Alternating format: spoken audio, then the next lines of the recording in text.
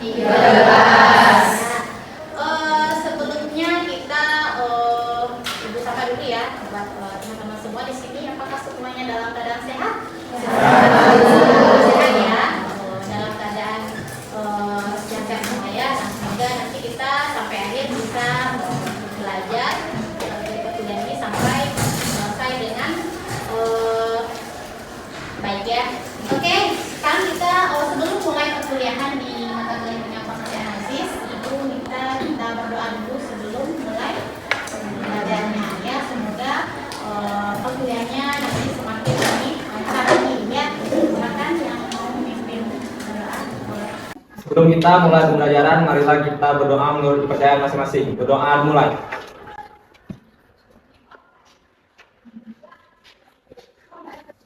Materi sebelumnya kita tentang apa? KRT. Apa itu KRT?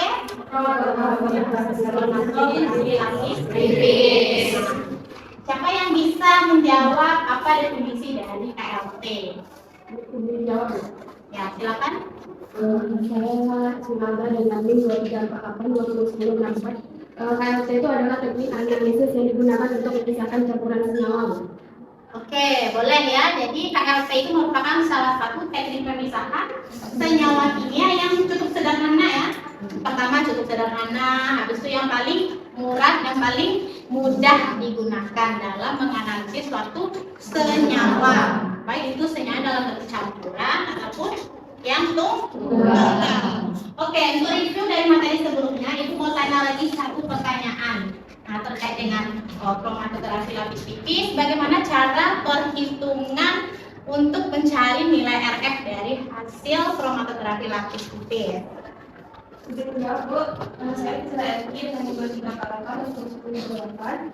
Rumus KLT itu sendiri adalah RF sama dengan jarak noda yang ditempuh oleh senyawa dibagi dengan jarak noda yang ditempuh oleh pelarut. Oke, jadi apa rumusnya? Jarak noda yang ditempuh oleh senyawa Dibagi dengan noda yang ditempuh oleh pelarut. Jadi kalau senyawa itu adalah zat aktif patokan kita ya, sedangkan yang pelarut itu adalah fase gerak yang digunakan pada uji KLT. Jadi kalau uji KLT memang itu pada prinsipnya memang dilihat dari perbedaan afinitas ya terhadap fase diam dan fase ganas. Nah, yang fase diam itu yang mana? Fase diam. Fase diam itu yang bagian penjerat. Nah, penjerat itu yang mana? Buat KLT-nya ya, contohnya seperti ada silika gel, ada selulosa, itu salah satu yang paling. Tapi yang paling sering dipakai itu adalah yang bagian silika gel ya. Nah, kalau fase gerak itu Pelarut. Nah, pelarut yang kita gunakan harusnya bagaimana? Tergantung dari senyawa yang mau kita analisis ya. Namun untuk mendapatkan hasil pemisahan yang lebih bagus, biasanya kalau di uji KLT itu kita buat fase gerak atau pelarutnya itu lebih dari satu ya. Jadi biasanya itu campuran. Nah, yang campuran ini biasanya ada dikombinasikan antara yang pelarut yang bersifat polar dan bersifat non-polar. Jadi terjadi pemisahan dari senyawanya. Ya, jadi oke, review dari materi sebelumnya mungkin cukup itu saja ya. Nah, ini kita masuk ke pertemuan ke-11 yaitu dengan topik penetapan kadar ya. Penetapan kadar pada sediaan farmasi menggunakan spektrofotometri. Nah, jadi pada hari ini pokok materi yang akan kita pelajari adalah tentang apa itu penetapan kadar, kemudian metode penetapan kadar itu apa saja ya. Karena kita menggunakan metodenya spektro, kita ulas sedikit tentang spektro karena sebelumnya di Alkikim kan kita sudah belajar ya, mulai dari komponen-komponennya, kemudian aplikasi dalam sediaan farmasi yang menggunakan spektro, terus apa lagi prinsip kerja dari spektrofotometri sudah kita pelajari ya. Namun di mata kuliah tingkat farmasi analisis ini kita pengaplikasiannya kita pelajari. Jadi kita tidak belajar ulang lagi tentang prinsip atau komponen-komponen yang ada di spektrum, tapi kita langsung ke aplikasinya saja dalam sediaan farmasi itu seperti apa kalau melakukan penetapan kadar pada spektro ya. Nah, jadi ada nanti langkah-langkah penetapan kadar yang mau dipelajari, kemudian ada penetapan gelombang maksimum, pembuatan larutan. Nah, pembuatan larutan itu nanti ada larutan standar dan larutan sampel. Nah, habis itu baru kita pembuatan kurva baku sama pengukuran sampel uji. Terakhir baru kita melakukan penetapan kadar. Nah, namun pada hari ini tentu mahasiswa semuanya juga harus tahu ya apa capaian yang harus teman-teman dapatkan dari materi penetapan kadar sedium farmasi menggunakan spektrofotometri. Nah, jadi di sini kita berharap mahasiswa itu mampu menjelaskan tentang penetapan kadar, bagaimana melakukan penetapan kadar pada sediaan farmasi menggunakan spektrum. Penetapan kadar pada sediaan farmasi itu tentunya adalah suatu proses untuk menentukan jumlah, ya jumlah ya, yang namanya kadar berarti jumlah. Nah, apa yang harus kita lakukan pengukuran atau jumlahnya yaitu zat aktif dalam satu produk. Nah, jadi kan di sini kita bahas sediaan farmasi ya. Nah, jadi kalau di sediaan farmasi itu tidak hanya selalu tentang obat. Jadi kita akan melakukan penetapan kadar di sini pada sediaan farmasi apa saja. Ada bahan baku, kemudian ada obat ya, ada kosmetika, apa lagi? Makanan, minuman. Nah, itu ya. Jadi yang akan kita pelajari di mata kuliah kimia farmasi analisis adalah seputar tentang sediaan farmasi. Di sini tidak hanya tentang obat-obatan saja. Jadi teman-teman juga bisa menganalisis kadar dari satu senyawa. Tapi tentu satu senyawa itu tidak selalu yang berhubungan dengan zat aktif ya. Nah, bisa itu juga dengan zat eksipien atau bahan tambahan. Nah, bahan tambahan yang ada di kosmetika juga boleh, yang ada di obat, yang ada di makanan atau minuman. Di sini bukan ada obat tradisional. Biasanya kalau obat tradisional ini nyambung ke sini ya bahan waktu. Nah, jadi kalau menurut Undang-Undang Kesehatan tahun 2009, sediaan farmasi itu adalah obat. Nah, obat berarti yang nggak jadi dalam bentuk obat yang biasa kita minum ya. Kemudian bahan obat, terus obat tradisional dan kosmetika. Jadi luas ya ruang lingkup dari kimia farmasi yang bisa kita lakukan penetapan kadar itu banyak ya, selain dari obat-obatan. Nah, bicara tentang penetapan kadar, apa saja metodenya bisa dipakai untuk melakukan penetapan kadar? Nah, ada metode titrimetri itu sudah teman-teman pelajari di pertemuan ke-7. Apa saja itu metode titrimetri? Apa saja contohnya? Ada ya metode titrasi ya. Apa saja itu Pak? Ada argentometri, titrasi asam basa, titrasi redox, dan lain sebagainya ya. Nah, jadi selain metode titrimetri ada juga metode kromatografi. Ya, metode kromatografi ini itu ada kromatografi gas, ada yang HPLC juga ya. Namun di sini kita fokus ke spektrum. Ya, jadi kita fokus satu instrumen atau satu metode saja. Nah, bicara tentang spektrofotometri UV phase, kan sudah kita pelajari di kimia. Nah, kalau di spektrofotometri UV phase itu kita bisa mengukur secara kualitatif ataupun kuantitatif. Nah, itu mau tanya dulu, yang bagian alat itu yang mana? Dan antara spektrofotometer dengan spektrofotometri UV phase, yang alatnya yang mana?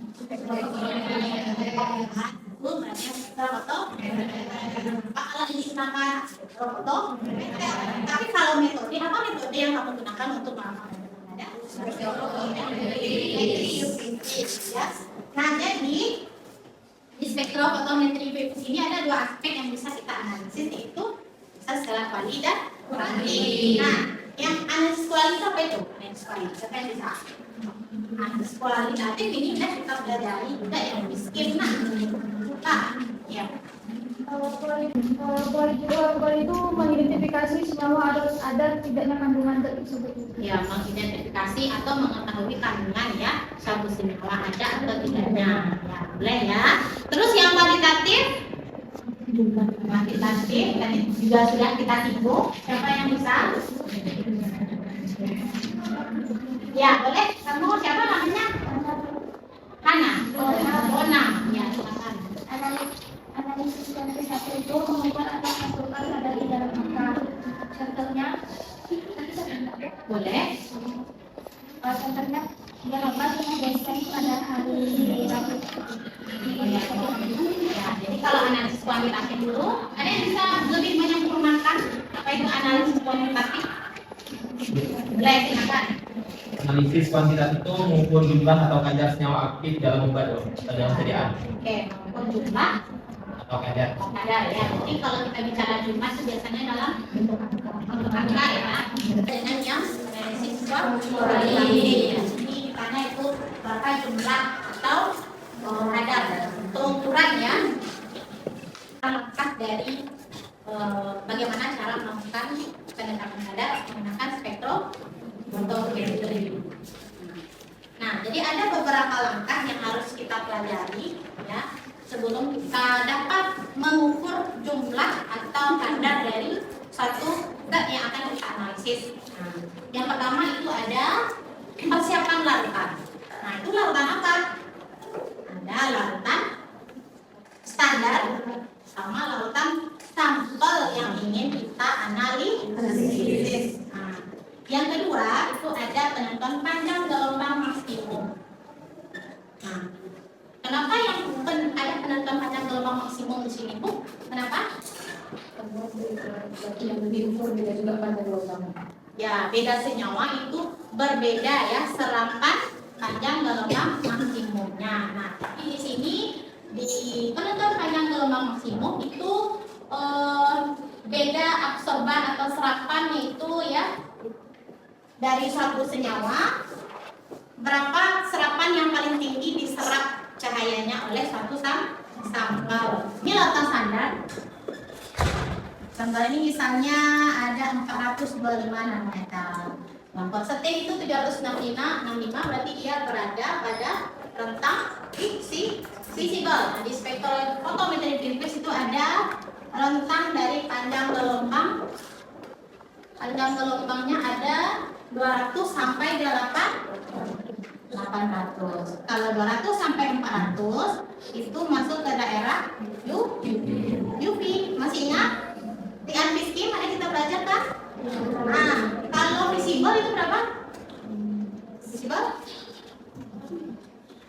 Tadi kan sudah 200 sampai 800, tapi daerah UV-nya 200 sampai 400. Kalau visible 400 sampai 800 nanometer. Oke, setelah kita melakukan penentuan panjang gelombang maksimum, kita buat kurva kalibrasi. Dapat kurva kalibrasi. Nah, pembuatan kurva kalibrasi tentu dimulai dari persiapan larutan ya. Nanti larutan yang sudah kita buat dari berbagai konsentrasi, misalnya ada 5 konsentrasi, baru diukur serapannya menggunakan panjang gelombang maksimum yang sudah diketahui. Misalnya tadi segini kan sudah disebut nanometer. Gitu. Nah, kita bisa menentukan ya hubungan linearitas antara konsentrasi dengan serapan atau absorban. Nah, seperti apa? Seperti ini. Di sini adalah bentuk kurva kalibrasi ya, ibu kasih contoh ya di gambar. Bisa teman-teman lihat yang gambar di atas maupun gambar di bawah. Nah, di kurva kalibrasi ada beberapa poin yang harus kita pahami. Nah, jadi ada konsentrasi dan absorban, absorbansi atau serapan ya. Nah, yang berada di konsentrasi. Konsentrasi ini biasanya dalam bentuk ppm ya, atau miligram per mili atau miligram per liter. Biasanya semakin nilainya mendekati 1, maka hubungannya sempurna. Kenapa? Koefisien korelasi di sini ya. Nah, kemudian ada nilai persamaan regresi. Yang mana itu? B. Nama B.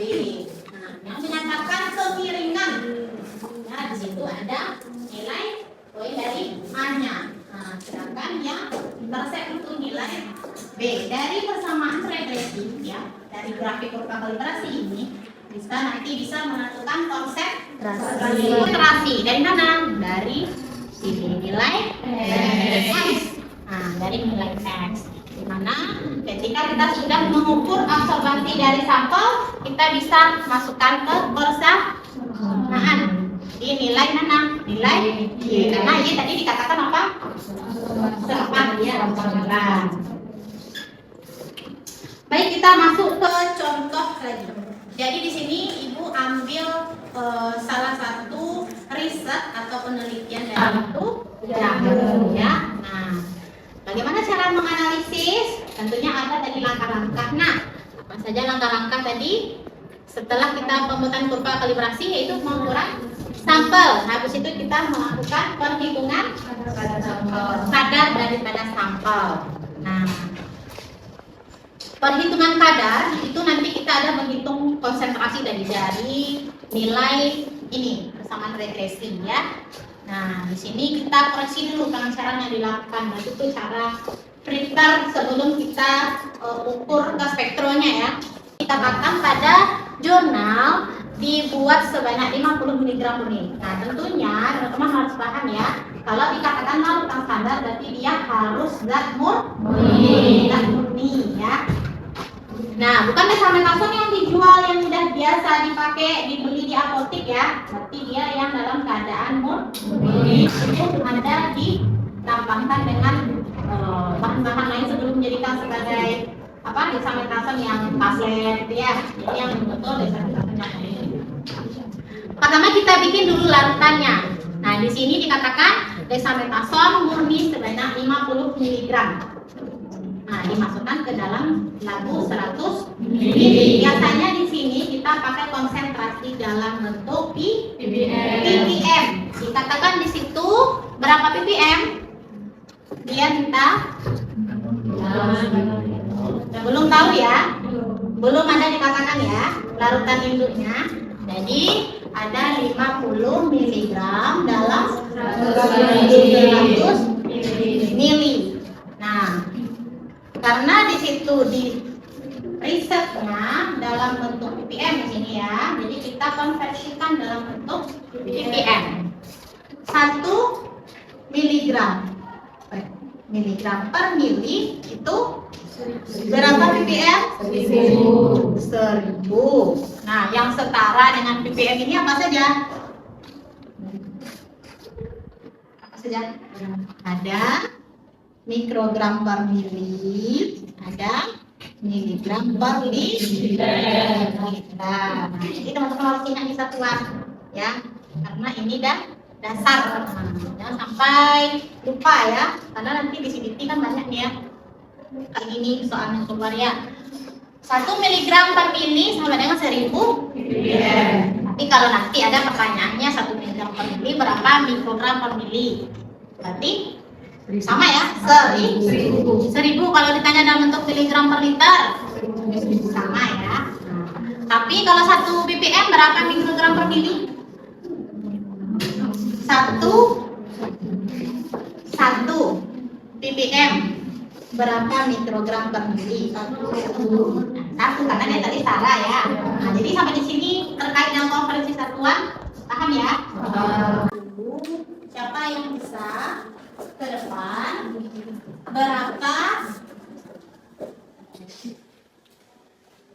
berapa 50 miligram dalam 100 mili ini berapa ppm? Kemudian teman-teman bikin pengen caranya 100 ppm. Nanti 100 ppm ini kita bikin dalam 10 mili tabung. Tapi cukup ini saja dulu. Ini berapa? Siapa yang bisa? Yuk.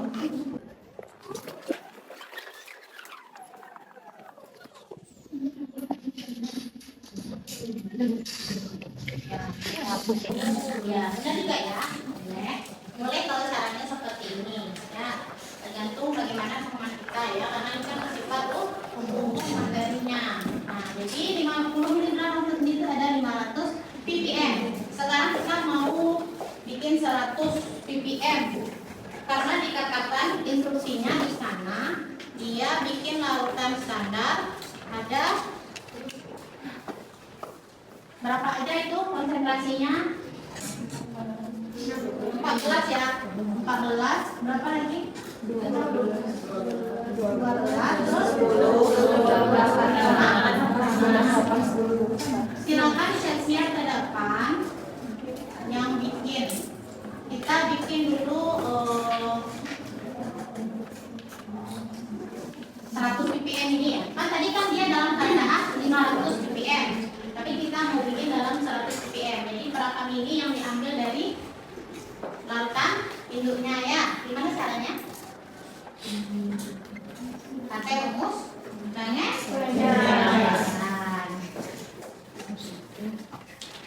Apa rumusnya? Bisa dikali N1, di 2 dikali N2 kali N2. Yang kita cari ini apa? Berarti berapa mili yang mau dipipet kan dari larutan induk? Karena kan dari 500 ppm dipesetkan jadi 100. kita perkecil lagi nih ya, dibikin 100.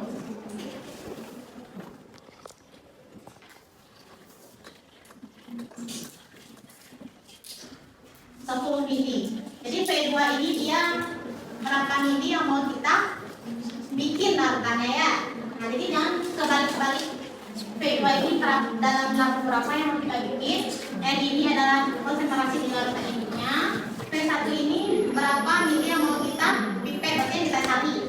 Nah ini tolong dipahami karena nanti silakan 5 orang ke depan yang bisa menghitung ya. Kayaknya sudah hilang dan sejak dikali kita mau bikin konsentrasi berapa? 100. Nah siapa yang bisa di sini menghitungnya? Siapa yang bisa? Nah, silakan.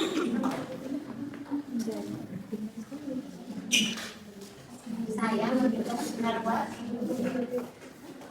Coba.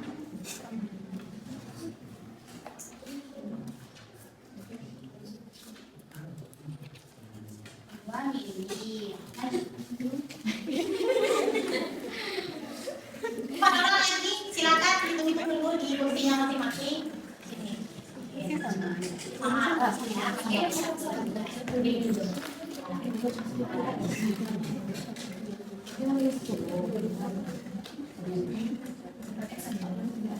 Ya, oke.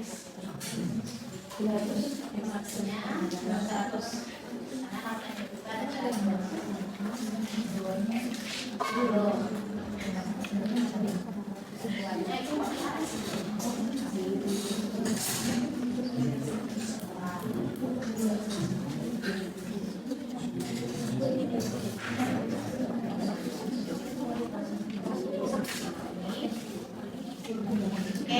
Bisa ya, lanjut. Ada 4 orang lagi yang bisa. Silakan. 3 orang lagi. Hanya laki-laki. Ya, itu keren. Saya masih ada 2. Apa udah ada 1?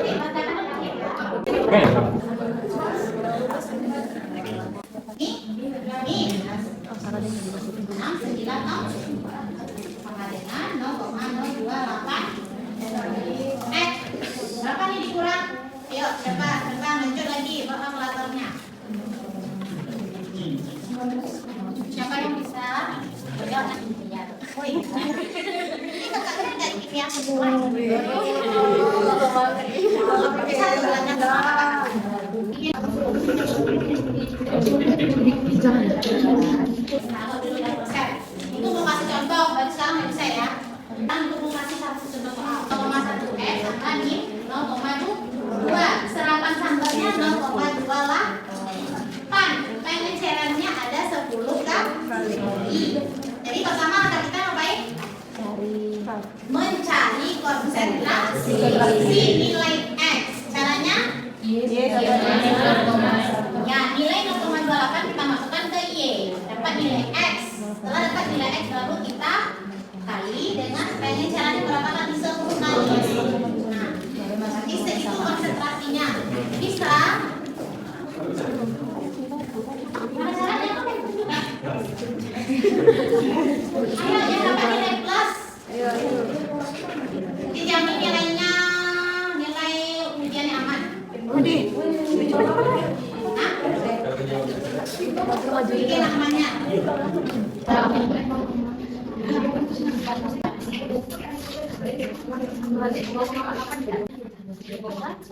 Ya, bisa ya semuanya. Kalau kita kasih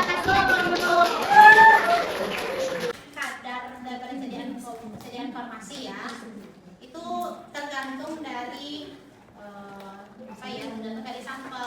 Ada yang diminta dalam bentuk persen. Nah, kalau di sini kan dia untuk persen tadi ya, yang tadi yang dexamethasone tadi kadarnya ada berapa? Nah, 1,971%. Ini dia dalam bentuk persen.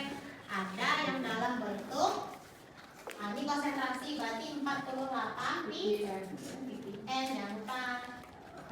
Ya, ada yang dalam bentuk D/P. Ya, D/P juga. Atau ppm saja, atau mikrogram, miligram per mili, atau mikrogram per mili, atau miligram per kilo. Ada juga ya. Jadi tergantung dari sampel. Nah, ini aplikasi penetapan kadar suatu zat di dalam obat tradisional. Untuk pertemuan selanjutnya kita belajar tentang dari sediaan informasi yang berbeda ya. Jadi obat tradisional udah ya. Berarti besok kita belajarnya yang kosmetika atau bahan baku atau mau obat juga boleh.